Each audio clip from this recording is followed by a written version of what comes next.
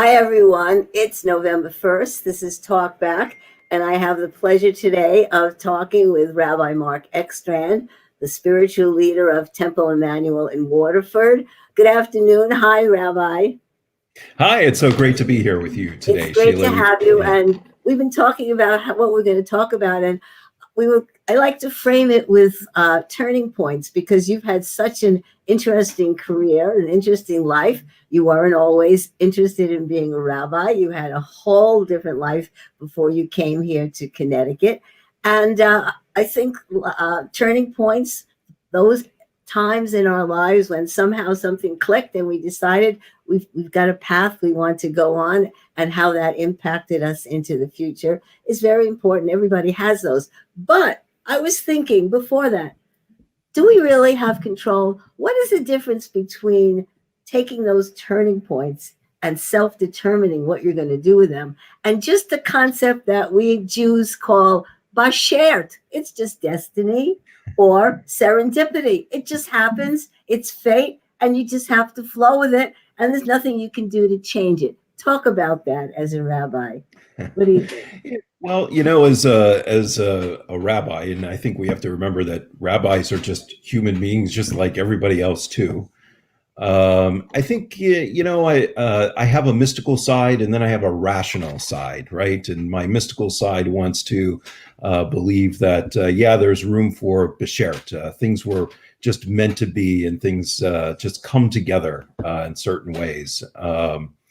But I think also there's on the rational side, we have a chance to make our lives meaningful by the decisions we make, by the things that we do, by the things that we get involved in. And, I think that there's, we have to do our best with the tools that we have, with the situations that we have. But Beshert will take care of itself, right? But we as human beings, we have to make the best decisions that we can based on the values that we have, and we can't sit around waiting for Beshert. That's the thing. I encourage everybody, and myself included, get up and do the things that you want to do. Make the decisions today so that you can be where you want to be tomorrow, and be effective in making our world a better place. We can't wait around for it was meant to be. Right. But I think there are some people who are not self-actualizing, that things happen to them instead of they're doing things that Yeah. happen. How do you get them out of their doldrums of being reactive to things happening to them instead of making the action themselves, you know? I think a lot of it is trying to meet people where they are. Not everybody has the same degree of agency in the world. There are some of us who are blessed to be born into great situations. There are others of us who have had natural abilities that maybe or a string of circumstances that lift us above certain circumstances. But I think a lot of it is meeting people where they are in the situation that they're in, and encouraging them to take either small or big steps that will propel them forward to having a fulfilling life. But I think some of it comes from realizing that not everybody has the same opportunities that some others have. Not everybody has the same degree of agency. Right. And so for me as a rabbi, it's really meeting people where they are at in their life, in the things that they're doing, and maybe the challenges that they have, and realizing not everybody's the same. Right. So I imagine, though, I've felt it, even though you think you're in control and you've got your plans, and we'll talk about your turning points. Were there ever any times in your life where you felt, uh-oh, I throw up my hands, I've lost control, I'm not in charge of my destiny? Are there times that are natural for people to feel that way sometimes? Yeah, I think especially when maybe we feel a sense of defeat. Maybe it's something we've really tried hard at and it just didn't work out, or even maybe even more importantly, when we lose somebody in our life that was really important to us, and we are in a state of mourning or state of grief, and we just don't know where we're going from here. Those are times where I think the natural inclination is to throw your hands up a little bit. I don't know where I'm going. But I think that's where community can really gather together and help the individual when they're in this state of throwing their hands up and say, "Hey, I'm here to help you. Let's walk a few steps together, right. and get back on track." Okay, so let's start with some of your turning points. So we just, I think, recently had the anniversary of the Tree of Life murders in Pittsburgh. Yeah. And I know you grew up in Pittsburgh. You weren't a member of that congregation, but tell us what it was like, your early years growing up in Pittsburgh and the Jewish community there. Yeah, well, the first question anybody ever asks me when they hear that I'm from Pittsburgh, and if they know that I'm Jewish, they say, "Oh, did you grow up in Squirrel Hill?" No, I did not grow up in Squirrel Hill. That's like the big Jewish community there. I grew up in a eastern suburb in Rowville. I grew up on a street where I think there was just one other Jewish family. Maybe there were two, but others. But I'm was basically in the same situation as many of our kids who are growing up in, say, East Lyme or Stonington, where when I grew up, I was one of only maybe a few Jews in my class growing up. So, I think I grew up outside of the big Jewish communities.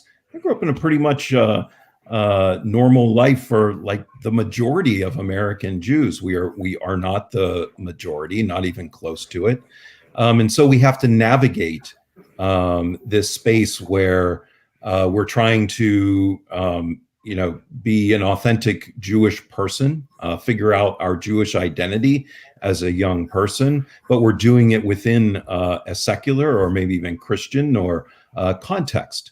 And sometimes that's uncomfortable, but I think the more time passes that for our kids growing up, now that it is more comfortable, they feel stronger in their identities.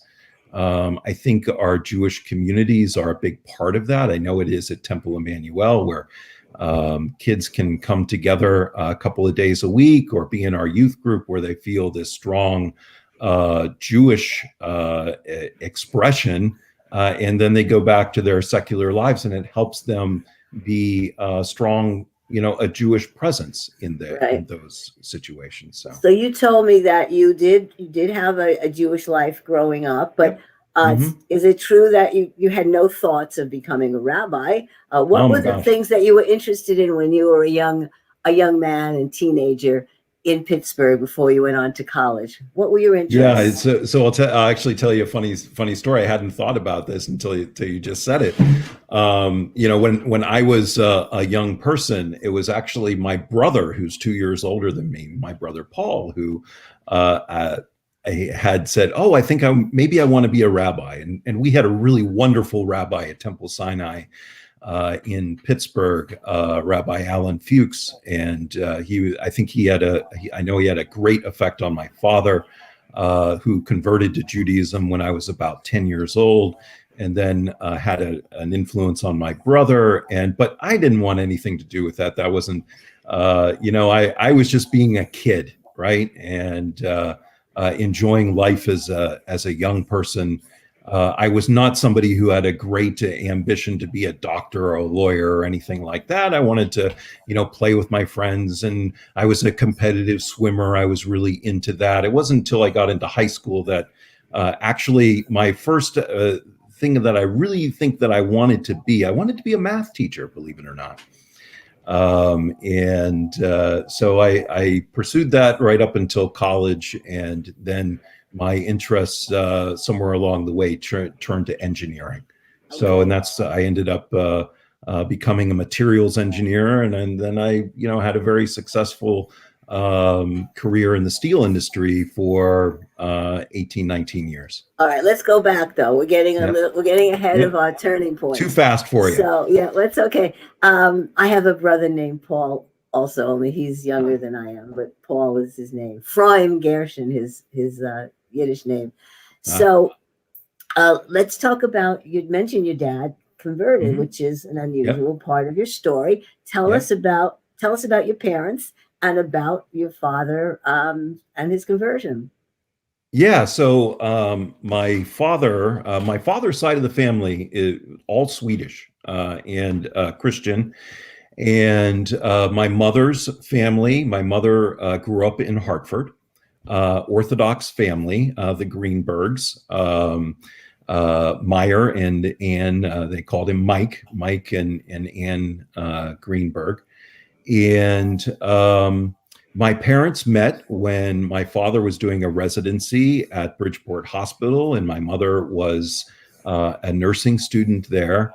And I did not know until much later. I think I was definitely an adult and married when my mother spilled the beans that I think they had known each other less than a month when they got married.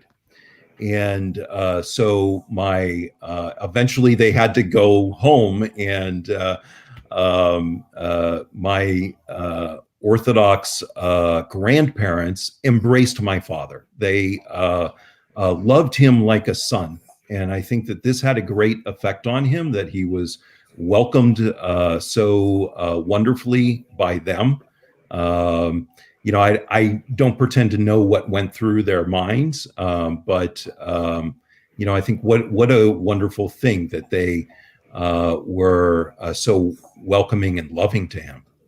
And so I think when he ran into the rabbi, the rabbi I knew growing up, Rabbi Alan Fuchs, and my father and he had such a wonderful relationship that eventually my father converted. And I think that this has affected me in a couple of ways. Number one, I see and I feel quite comfortable that our interfaith families in our Reformed Jewish community and the Jewish community can be a tremendous strength to us if we are embracing of them and warm and welcoming, make them a true part of our community, not just something that is tolerated or even accepted, but that they're actually embraced by us and loved by us and they're part of the community.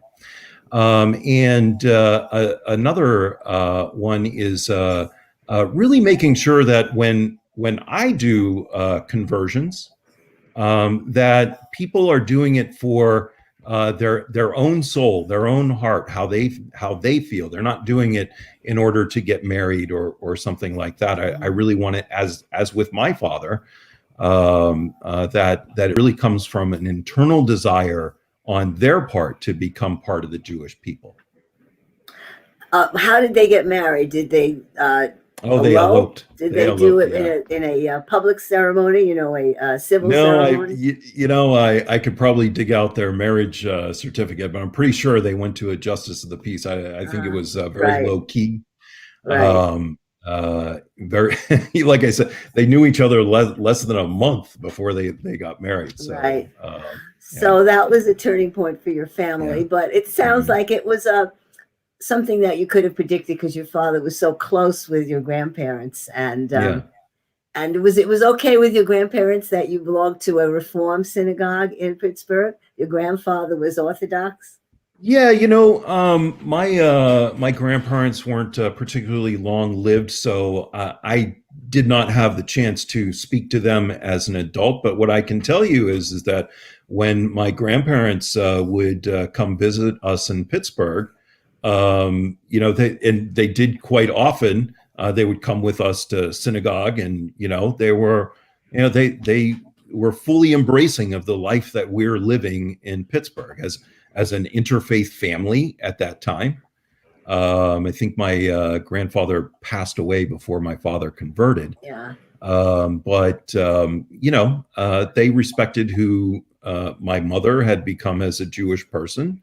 And they definitely had great respect for my father. So How old were you when your father converted? Do you remember? I think I was 10 or 11 years old. It was And prior to not, that, it was, did you have Christmas in your house? Did you oh have a yeah, yeah. Christmas So, tree? I have some, there were, when I was very young, and I just, remember, have some vague memories of, there was a Christmas tree in our house.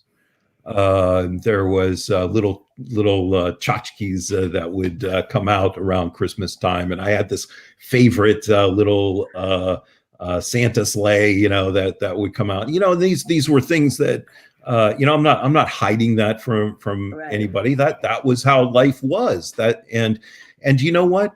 That is how life is. Believe it or not, that is how life is in some of our interfaith families, and we have to, as rabbis, we have to realize that. right, And hey, that's okay. I never thought that at that young age, and even as a young adult, even in my 20s, I never thought I would become a rabbi. That was the farthest thing from my mind. But hey, here I am. yeah, And right. We'll get to that. So after yeah. your father converted, did you still have a Christmas tree or what?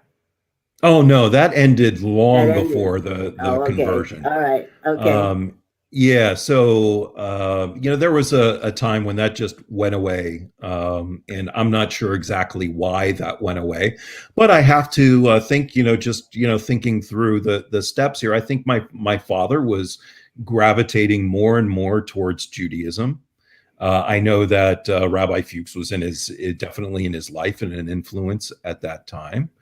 And it was a slow and natural process for him, and I think the Christmas tree going away was part of that. Right. Interesting. um yeah. Okay, well, you had a big turning point, sadly, Yeah. coming up because when you were a pretty young guy, you lost your father. Yeah. Tell me about him, the work. I know you said he was a doctor, but he did special kind of work, and how, of Yeah. course, his death at an early age impacted you.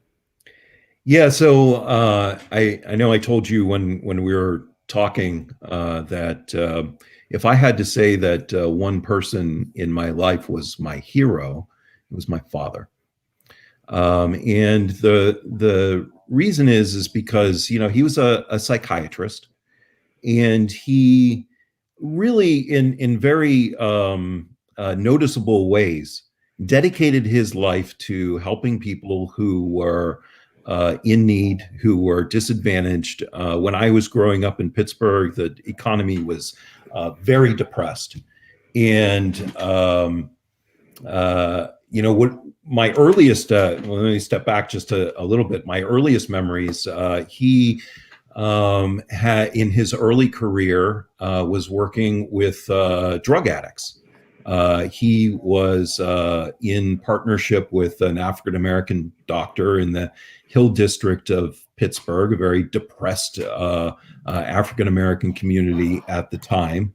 And here he was, really getting down in the trenches and trying to help people beat addictions that, boy, we now see how terrible the scourge of opiates has been in our communities. So I'm very proud of him for having done that work. And then throughout his whole career, mostly he was working in community mental health centers. I never knew him to have less than like 4 or 5 jobs, and he would drive around to different community mental health centers. And he was not didn't make a lot of money doing that, but I know that he got a lot out of that personally, and I'm very proud of him for the work that he did. Unfortunately, when I was 20, he passed away. So boy, there were so many conversations that I wish I could have with him about, why did you do this, or what motivated you to do that? But, I didn't get that opportunity. So a lot of it is looking back and trying to put the pieces of the puzzle together. Now my mother's gone too. So now it's really kind of, we always have these things. Boy, I wish I would have asked these questions. And Was it a all the more sudden so. death? Rabbi? Was it a sudden death, or Yeah. did you have So time? it was pretty sudden. So he had Parkinson's disease, which, Oh, and it hit him pretty early in life. He was in his yeah. early 50s, and it was progressing very quickly. And he had some difficulties with the medications that he was on, and it was uh, I won't go into all the Yeah. details, but it was a cascading set of events over just a couple of weeks, and then he passed away. Oh, So pretty so, sad. you have, I wanted you to talk about the impact that had on your life and your future, but we have to go back. You haven't Yeah. told us about your mother, um, her influences on you, what she was like. She had to be wonderful if she met your father and despite their differences, fell in love with him and married him so quickly, right? Yeah. And of course, here she is bereft and left with two boys to raise. So talk about your mother a bit. Yeah, so as far as Jewishness, I think my mother is definitely the biggest influence on my life, and the way she was influential was really just by watching the things that she did. She became very active in the sisterhood at our temple. She was temple co-president at one time. And probably the thing that had the biggest influence on me was that she dragged me to temple with her all the time, and I think probably more Friday nights than not, I was there at the temple with either my mother or our whole family was there, and just seeing my mother interacting with people that she came to know and love, and feeling the love there amongst the community on Friday nights really had a great impact on me.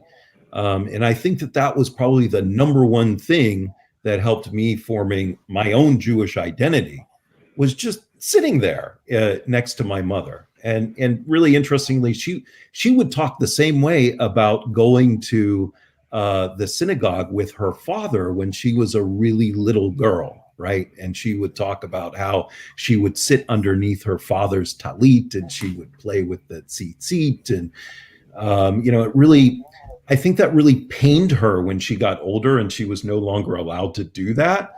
But that feeling that she had that was so wonderful, she wanted to give that same thing to her kids. And Okay.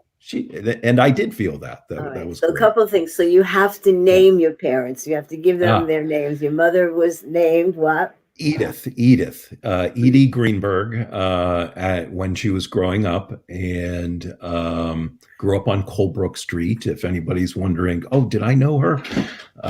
So, and I do run into people who knew her growing up occasionally, but sadly less and less. Sure. And then my father was Dr. John Ekstrand. Yeah. Okay.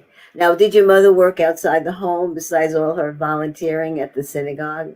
Yeah, so I told you, they met when my mother was in nursing school. She did become a registered nurse and did that for a while. And then she was a stay-at-home mom Okay. until I was in middle school. I think maybe I was in eighth grade or something like that. And then she went back to school and she got a master's in social work. And so then, she began a whole nother career, which I guess was also a model for me. Right. It Yeah. didn't really hit me until just talking to you right now. My mother was again a model for me because I Sure. changed careers, He right? had a he So, had a transformation, yeah, yeah, as well. yeah. So tell me, your dad's death. I mean, how did it affect you? I obviously emotionally. Did it affect you in the trajectory of the things you did in life? Were you in college at the time? You Oh, didn't yeah. finish So it. I was I had 2 years. I was a year and a half left to go in college. And, when things seem secure and then your father passes away, and it really, as I said, he was my hero. tremendous grief that I felt. I really absolutely do not remember at all my father's funeral. I was that grief stricken. And in fact, the rabbi who did my father's funeral, Jamie Gibson, who again was rabbi at Temple Sinai for many years, I had lunch with him in Jerusalem my first year in rabbinical school, and he said to me that he remembered my father's funeral. And I said, "What do you mean you remember my father's funeral?" He said, "Yeah, I did your father's funeral." I said, I had no clue. I was that grief stricken. But it changed my outlook in that my parents weren't like super wealthy, and I realized at that time that my father died, and this is what happens to us. We all know this, that your parent passes away, and then you suddenly feel like, wow, I'm the next in line here. I need to be able to. I was not through with college yet. I need to get serious about life, right? And that hit me like a ton of bricks. Yeah. So I, it inspired me to make the most of the life I had at that time. Yeah. So yeah, I think we all have that feeling, especially Yeah. when we lose both our parents, and our Yeah. parents are sort of the security, the shelter between us and the end, right? And when we Yeah. lose our parents, there's no more shelter above us. We're it, right? Yeah, We're strangely and exposed. sadly, we don't really, we kind of feel that way, but life really isn't that way. Yeah. We know all too well parents who have lost children, and but if the loss of a parent can be that catalyst for us to really get serious about what we're doing in our lives, that the pain is nothing that we would ever wish upon anybody, Yeah. but having a sense of renewed direction or a new direction that comes out of it, that's a good thing. Yeah. So tell us, you liked math as a student when you were younger, and you went into engineering. What gravitated you to that, and how long did you do that for? Yeah, so I have to say, and I think this is really the power of, adults in children's lives, is I was influenced by a wonderful math teacher, and that really helped me a lot in my pursuit of mathematics. Spent a lot of hours with me, tutoring me, and that's not the way I went in the end. I don't think I'm interested in mathematics, but I wouldn't say I'm like overly obsessed with it. I really marvel at what human beings are able to do with the world that we have around us, and that's I think why I gravitate towards engineering. Is it's not just learning something for the sake of learning it, but also learning, well, how can we use what we know to change our world for the better, right? Mhm. And another aspect of engineering that I really fell in love with is that engineers tend to be a bridge between worlds, right? They're a bridge often between people who work hard for a living. That'd be, in my case, steel workers, welders, pipe fitters, things like that, and people who are pure scientists, right? And engineers become the bridge between that. How can we use the knowledge that all these really smart people have, and how can we use it to help the people who are down there in the trenches doing the work to do it better, more efficiently, and in safer ways, and things like that. And that was what really excited me about engineering, is being that kind of translator and negotiator, and I really love that about engineering. Yeah. Yeah. So when you were going through your finishing college and studying to be the engineer, uh, did you continue going to synagogue? Were you part of any Jewish community in the college, Hillel or something like that? Well, What was I your wish I could tell you I was like a poster child for Hillel, but I was not. okay? Um, I'll be completely honest with you. I think when I left home for college at age 17, I never stepped foot in a synagogue again until I was about maybe in my late 20s, early 30s. Not because I didn't feel any Jewish identity. I felt a really strong Jewish identity. It just didn't, in those years, involve religion, and my life just wasn't taking me there. So, what was the occasion for your coming back? Yeah. What was the So occasion for your coming back in your late 20s, early wonderfully, 30s? it was my oldest son, Michael. He was in utero at that time, but my first wife, Rachel, and I, she, I don't want to overplay my role there, was pregnant with Michael, and we had a decision to make.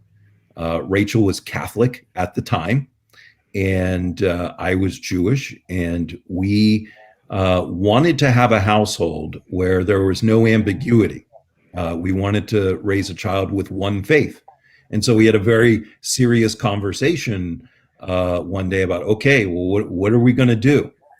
And she felt that my Jewish identity, even though I was not religious in any way, was strong, so much stronger than her identity as a Catholic. She said that's what we're going to do, which then kind of suddenly freaked me out. It was like, wow, I really need to figure out, well, what does this mean to be the head of household of a Jewish family where I'm going to have a non-Jewish wife looking at me for all the answers as to, well, what is Judaism all about? And then a son to raise, and then I didn't know it then, but then 2 sons to raise.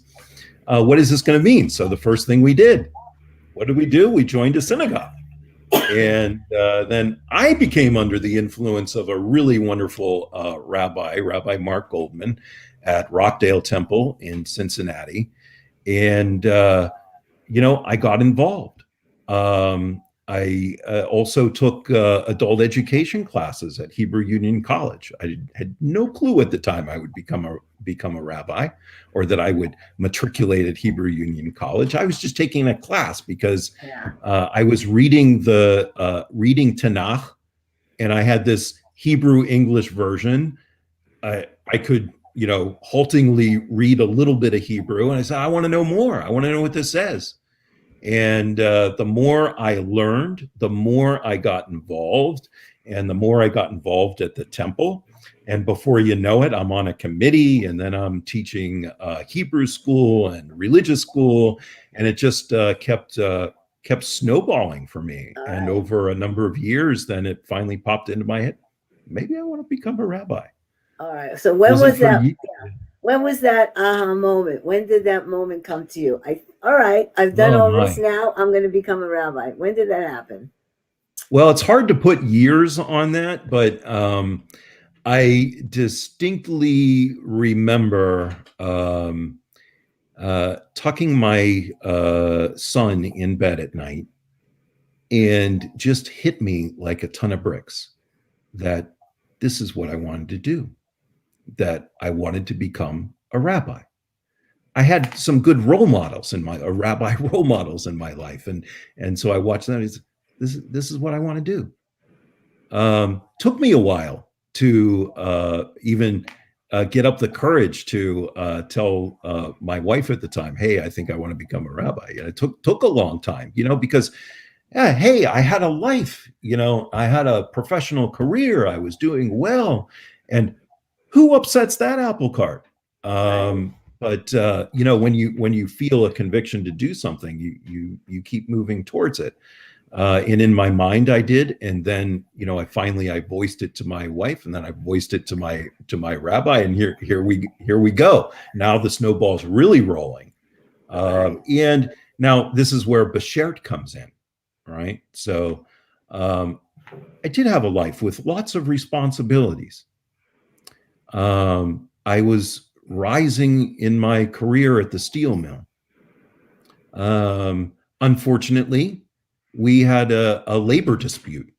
And that labor dispute, one of the things is, as a management person, you end up on the inside while the union is sitting on the outside. And I don't think that strikes and lockouts are good things. They never are. They should be avoided. But being on the inside, we were paid well for all of the troubles that we went through, and there were a lot of them. And I was able to save a lot of money, which enabled me to be able to make that leap from one career to another. And I feel blessed that I was able to do that. I think maybe there was some beshared there, Right. but also a lot of drive. So you had the resources to be able to Yeah, do that, whereas other people couldn't. So could you that's put right. into one sentence or a paragraph what it was you wanted to accomplish in your life by switching careers? Why did you want to be a rabbi? What would you contribute? Yeah. So I'll tell you a little story, short one. I was asked in my rabbinical school interview, and there's for the interview, there's like 8 to 12 people, rabbis all sitting around asking you questions. And I remember that Rabbi Dr. Mark Wachowski, he's the professor of halakha at HUC. He asked me, he said, think ahead to the end. You're a retired rabbi, and what would you want people to think about you when you're at that stage of your life? It's all been said and done. And I said, what I would like is if one person, just one person, could look back and say, Rabbi Mark or Rabbi Ekstrand really helped me when I needed it. And I said, if one person could say that, I would feel that it was all worth it. Yeah. And that's what it is every day, is just trying to figure out, well, where's the one person today? Yeah. Right? Where's that one person? Right. So, I wish that there was more hours in the day. If there's the one thing that I lament all the time, is that there's not more time, and there's always not more energy to find that one person every day. right. Because I think pastoral counseling is in some ways one of the most important roles that you play in the community, right? That's very important. Absolutely. Everything is in relationship. Everything. It's the one-on-one conversations that we have that are the really important ones. Right. And that's what I want to be there for, is those one-on-one conversations. Hey, I love preaching. I love giving sermons. I love the ritual aspects of being a rabbi. I love teaching our young kids, but even with them, it's always the one-on-one interaction, people getting to know one another, and figuring out how they can be a help or a comfort, or just a friend. Well, of course, it's a huge responsibility because you're really on 24/7, right? Most of the time. You say you have a day off, but you don't really have a day off if a congregant is in need. And of course, the huge responsibility is that you're there at every lifetime event, from birth to death, to every celebration, to every condolence in between. And the community relies on you to do the right thing and say the right thing in those moments. That's a huge responsibility, isn't it? It is. It is a really huge responsibility. Weighs on me every day, like you say, 24/7. That I am a communal leader. I take that very seriously. And yeah, it's a weight. But again, you know, I think what we all should do is just really put that aside and get back to the one-on-one. Deal with the person who's right in front of you. Yeah. And if we can all deal with the problems and the people that are right in front of us at the time, the big stuff will take care of itself. Well, not really. I mean, we have to do some planning for that. But Right. really, if we take care of what's in front of us, I think a lot of those things will take care of Yeah. themselves. So let's just get a sense of the timing of your trajectory. So, at what stage, how old were you, or how many years did it take you to do the rabbinate studies? When were you ordained? And Yeah. what did you do after you got your completion of your studies? Yeah. So I was ordained in 2016. And if anybody's doing the math, yes, Temple Emmanuel is my first pulpit. And so 5 years prior to that was when I started rabbinical school. Okay. Time is not, you know, I don't really have a great head for time. I still, you know, the only thing that really makes me feel old is my gray hair and my gray beard. You know, I still feel like I don't know, in my 30s or something like that. But you know, so anyway, I started rabbinical school in 2011. Okay. Yeah. All right. So I know there was another turning point. It was not a happy one when you and your first wife parted. You had two sons. Yep. And then next page in your chapter of your relationships, you met Polly, who's also a rabbi working with the Veterans Administration. And you have two children also. Talk a little bit about that. Yeah, so my two sons, oldest sons, Michael and Aaron, they're from my first marriage. And then, boy, I don't know, Beshert again, I guess. I met, you know, I was divorced before I went to rabbinical school, and I met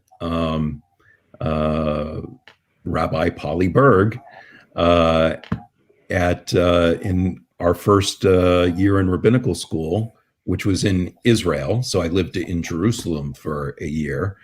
And that's where I met Polly. Polly was in my class. And we just had just a really wonderful love affair in Jerusalem. And then we brought it, we actually separated for a year. She went to Hebrew Union College in Los Angeles for a year, and because my family was in Cincinnati, I went back to Cincinnati. We did the long distance thing, and she would you know, catch plane rides to Cincinnati whenever she could, and then she transferred. You know, things were going well, so she transferred, and then we end up getting married, and now we have twins.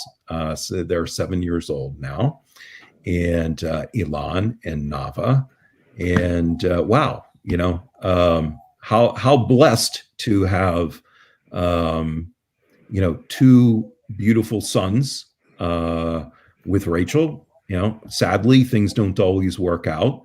And then to have another shot at love. And Polly is an absolutely phenomenal partner and mother, and also an amazing rabbi. She's a chaplain at the VA hospital in West Haven. Yeah, so here we go. Yeah. Okay. All right. So now all these turning points have brought you here to Connecticut, to Temple Emmanuel.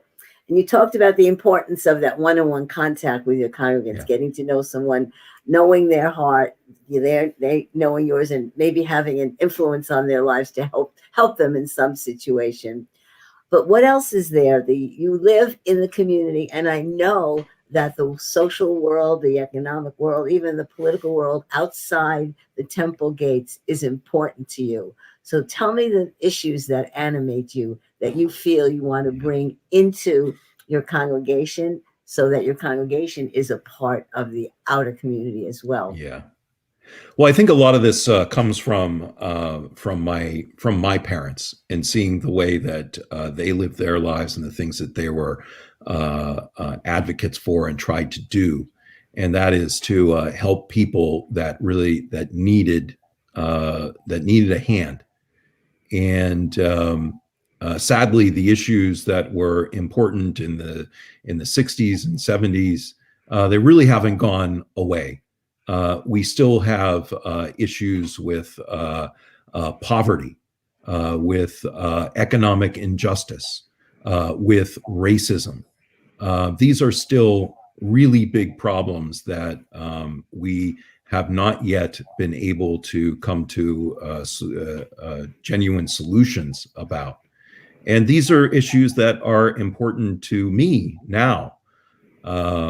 As I drive around, I live in New London, and as I drive around New London, I think that if one is to open their eyes, we can still see color lines. We can definitely see lines of economic have and have not. And we have to actively try to fix these situations. As I said earlier, I do not believe that in kind of a bootstrap theology, right? That, well, if people just worked harder, if people had a different attitude, well, you know what? That's really not possible in the conditions that some people have been born into. And we have to actively find ways to break down barriers, right? We have to not just give equal opportunity, but we have to ensure that there's equal chance. When there's equal chance that a young person from, say, a economically depressed area is able to achieve the same things that somebody growing up with all the benefits of wealth and education, when there's equal chance that those children can succeed, well, then we can say that maybe we've gotten somewhere. Equal opportunity doesn't get us there. Equal chance does. And so these are the views that you have of social justice, economic justice, issues important to you. How do you implement those ideas? Do you inculcate the values in the students in the Hebrew school? Do you have projects that other members of the congregation get involved in with you? I know, for example, you came to the Say Futures Walk, where we're fighting the fight against domestic violence in this community, and you were there with your sisterhood, and it's a wonderful show of support in the community. But do you have any other specific programs where your values, your thoughts about these problems and how to fix them can be implemented in programs that you do? Well, I should say I try never to be too flashy about things. All right. I'm not a person who, this might surprise people, but I do not desire to be in the limelight. And I think probably the best things that we can do sometimes are the things behind the scene. And I think that's what I encourage people to do, is to get involved. Get involved in some way, big or small. If you can only contribute a few dollars, then do it. If you can contribute an hour of time, do it. And encouraging people to do that. One of the things that I do is I'm on the board at the Homeless Hospitality Center. They asked me to be on the board, and so I serve on that board. And I also volunteer my time there on Thursday mornings when I can. And I'm not doing anything. I'm just answering the phones. But yeah, hey, that helps somebody else be freed up to do some work there. That's vital. And this is the thing that I encourage people to do, is get involved in things. Get involved in something that you care about. If it's homelessness, get involved. If it's domestic violence, get involved. If it's hunger, get involved. If it's politics, hey, get involved too. Just make sure it reflects your Jewish values, right? One of the things that I've really enjoyed doing with our teenagers is we did 2 trips prior to the pandemic to the what they call the Litaken seminar put on by the Religious Action Center of Reform Judaism. And we have kids that gather from all over the country, 1,000+ students for 5 or 6 weekends every spring. And what do?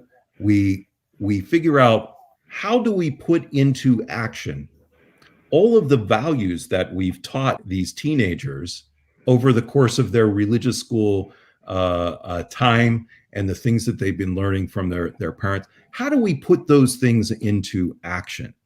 And so that's what they do at Litaken in Washington, D.C.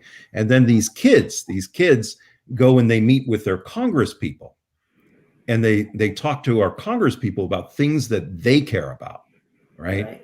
And so it's teaching kids, and I think that this is very important, teaching kids, how can they be effective advocates for the things that they care about?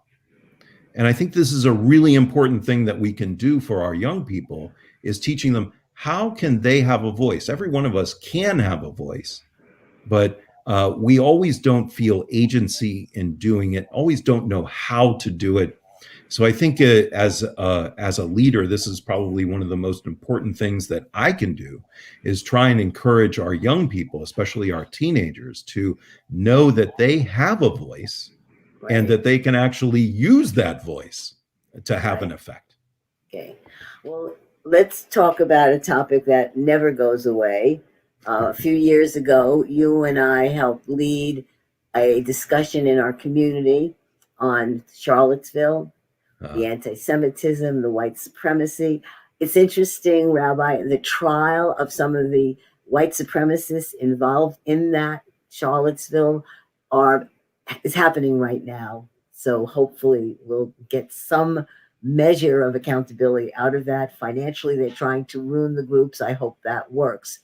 But it's still here with us. What are your thoughts on that today? And what are your thoughts on the discussions that we're having in our school boards, in our high schools and junior highs, talking about American history, world history, and talking about giving both sides of history, even of something like the Holocaust? Talk about that.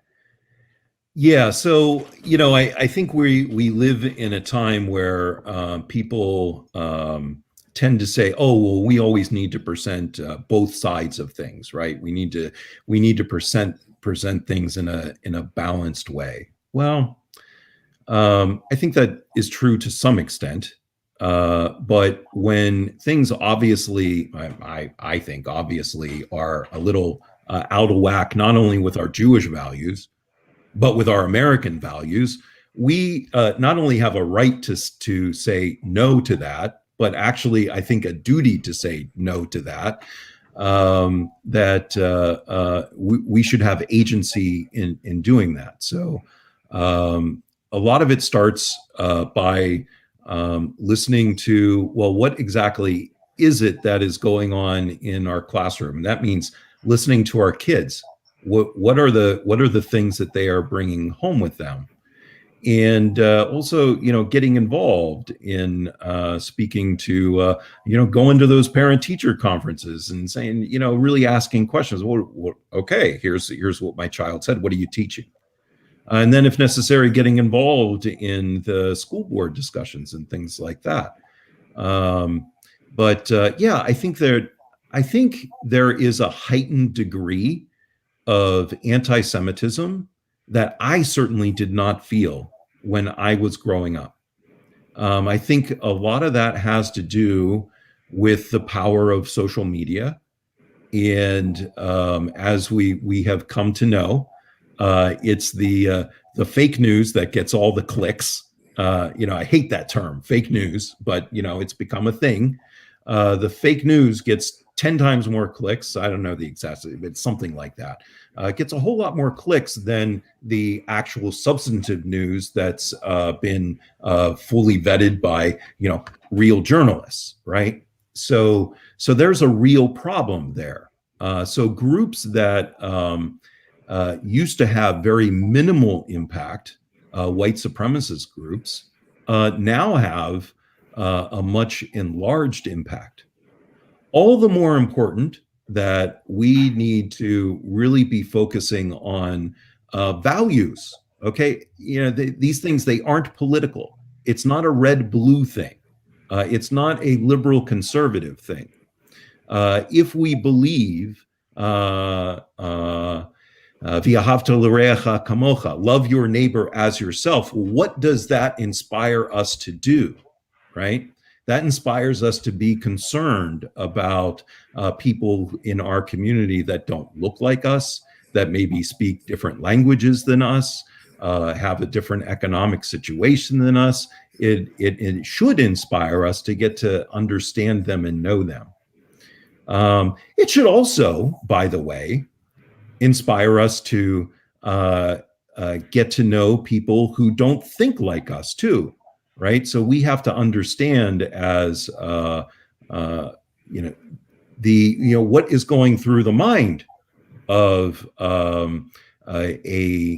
white supremacist. Because if we don't know how to change the situation. And we can't just approach it as if, well, if I can just push them into a corner, or if I can just get them out of my community, then it'll all be okay. Well, it really actually doesn't work that way. We actually have to try and change this conversation at some point. And the key there is conversation. We have to be able to be in a conversation at some point. There's not always a good time for that, but we have to be looking for those opportunities. How do I be in conversation with a person that doesn't think like me, doesn't look like me, maybe doesn't even speak all the same languages that I speak? Right. And are you concerned about the latest information that seems that our young Jewish kids in college especially are losing their identification as Jews in some ways, losing their identification support of Israel, thinking of Israel as a state that is oppressive rather than a state that is a Jewish and democratic state? Do you have any thoughts on that? Because people are concerned about that on the college campuses, definitely. Yeah, I think that's a big concern. And I think probably the best thing that we could do is have open and honest conversations with our teens, especially those heading off to college soon, about the issues that are on the ground in Israel. Can Israel be a democratic and Jewish state? You know what? This is a question that really adults have to grapple with, not just teenagers. But if we are addressing those questions, I think that there are some serious questions about, well, how does Israel, as Medinat Israel, the state of Israel, how does Israel approach the issue of the Palestinian people? That is a big controversy, right? Even in all segments of Jewish life. And what I think is really important is that Medinat Yisrael needs to reflect the values of the Jewish people, right? And so we have to seriously look at, is the state of Israel oppressing the Palestinian people? We have to ask that serious question. Now, we can all answer it in a variety of different ways, and we can look at it from a security standpoint. We can look at it from a justice standpoint. There's lots of different ways to look at it, but we have to be in the conversation. And we also have to be open to these conversations, having these same conversations with our teens. because when they get to college, they're going to be confronted with those questions of, they're going to hear from people, well, they're going to hear Israel is an apartheid state. Well, if we want our children to be prepared for that criticism, to be prepared for hearing that, then we have to help them look at, not just feed them, hey, Israel is great. Israel does all these wonderful things. It is so progressive in so many ways. They're great inventors, all these things that we know about Israel, but we also have to confront the hard stuff with them too, so that when they get to on their own and they're on these college campuses, they know how to answer those things authentically in their own voice, and have made their own decisions. Where do they sit on these issues? Right. Well, I'm questioning, Rabbi, thinking about Hebrew school. I didn't go to Hebrew school per se because I grew up in an Orthodox home. Yeah. My parents had the wisdom to send me to the workman's circle Yiddish schools, where I learned the culture and the language and the history. So my question is, in the Cheder schools, in the Hebrew schools, are we just teaching our kids how to be prepared for bar and bat mitzvah? Or are we teaching them the history of the Jewish people, the history of Israel, and all the facts? Because there is so much miseducation, misinterpretation, and misunderstanding of the history of Israel on the part of our young people. Don't the Hebrew schools have to do a better job? Oh, well, you know what? We can always do a better job. Always do a better job. I think in our community here in Southeastern Connecticut, one of the things that we are really blessed with is that we have lots of strong relationships with Israel and different kinds of relationships. There's a multitude of connections to Israel in this community. We've had such a strong emissary program here for years and years and years. Started a long time ago by the hard work of Jerry Fisher and others, and so much support for it. And now Marcia Reinhardt has done such a wonderful job for years and years, bringing these emissaries here to help us teach what Israeli life is really like. Right. And then we have lots of missions that go on. But to get back to your question, so that's a component of being able to teach Israel in our religious schools. Religious school is not about getting kids to a bar or bat mitzvah. Yes, that is a big milestone and a wonderful celebration that we would really like for every child. But fundamentally, what we're teaching is Jewish values. And it's those fundamental Jewish values that will inform these individuals' response. They're kids now, but soon they'll be adults. And the fundamental building blocks that we're giving them in Jewish values, those will carry them through their life and all the decision making they have, whether it's something here at home or something to do with Israel. It's the Jewish values. That's what we're teaching kids. It's not preparing them for a bar or bat mitzvah per se. It's preparing them for life. Okay. Well, I agree with what you're saying about the values, but how about throwing in a little history along with the values? Yeah. We do what we can in the small number of hours that we have. Sure. Yeah. A week. We try to make the best use of that time possible. Okay. All right. We're coming near to the end of our discussion. So sure. I just want to know what's on tap for you now. And I guess a good question is, do you have a favorite sermon, or what's the topic of your next sermon and something that's important to you to talk about? My. What do you think?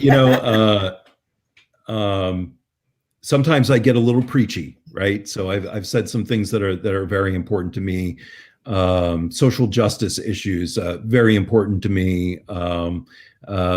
probably the sermons that I enjoy the most are the ones that are about nature and our responsibility to be caretakers of the world. Those are the kind of my favorite sermons, and I think they've gotten kind of good response. I like to give a sermon about that every High Holy Days, because I think that is the lesson that our Torah teaches us in the stories of Genesis, the first two stories, is that our role is to be, the world is not here for us. We are here for the world. The same with Judaism. Judaism, we're not here as Jews to be here just singularly for Jews. We're here to be, as Isaiah says, a light to the nations, not to convert everybody to Judaism, but to propel humanity towards righteousness and justice. Okay. So I can't tell you what my next sermon is going to be because I haven't written it and I haven't really thought of it yet. And I give, Divrei Torah every week, but the big sermons, can't tell you what that's going to be, but it'll be something that's what I always want to do is speak from my heart. And when I give a sermon, you're going to get the authentic me. Okay. That's what I can tell you. So as a final, going to give you a final word. Did we leave anything out? Tell me, is there something you most want to say that you haven't said? Oh, boy, I don't know. I guess just that, I'm here for everyone. Those in my congregation, the community, and if I hadn't had an opportunity to reach out to you, don't think it's that I don't want to reach out to you. It is that my firm desire that I wish that there were more hours in the day. I'm here and I can't wait to get to know you if I don't know you yet. Okay, great. Well, thank you, Rabbi Mark Ekstrand, for talking about your turning points and the trajectory of your life. And you're here with us in Eastern Connecticut at Temple Emmanuel. And it's great to have you. We'll see everybody next time on Talk Back. Bye. Bye, Rabbi. Bye.